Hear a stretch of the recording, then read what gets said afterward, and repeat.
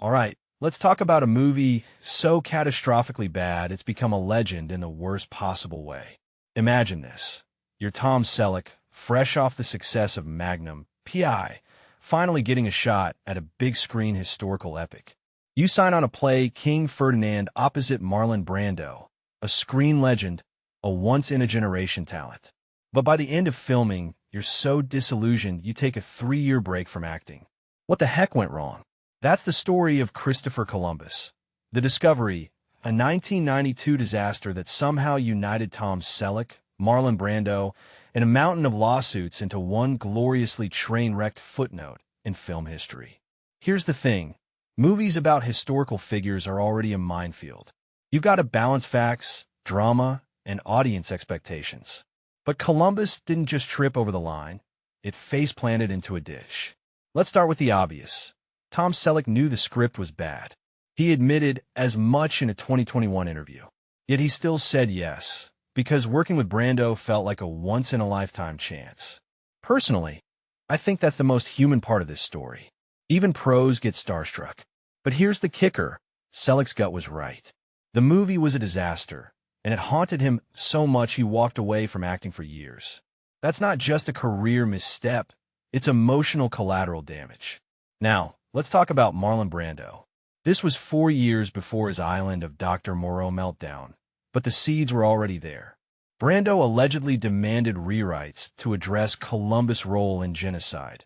A noble stance, sure. But when the Salkind producers refused, he didn't walk away. He phoned it in. From my perspective, this is where the tragedy deepens.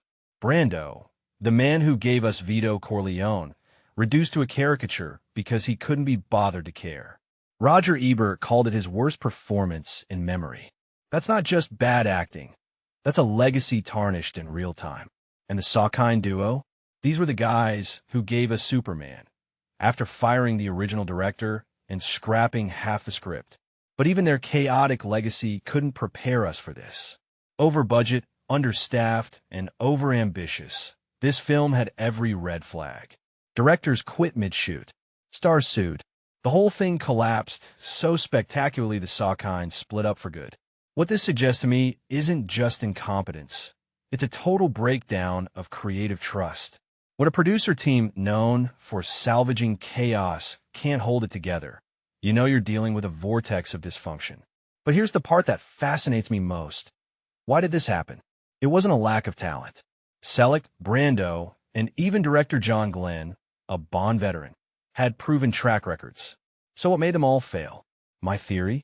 They mistook prestige for quality. A Columbus biopic sounds important, but the script treated history like a snooze fest. Columbus' voyage wasn't framed as a human story. It was a checklist of events. And when a film about a world-changing explorer feels boring, you've lost before the credits roll. This raises a deeper question. How do we tell true stories without turning them into lectures? Columbus proves it's harder than it looks. The fallout?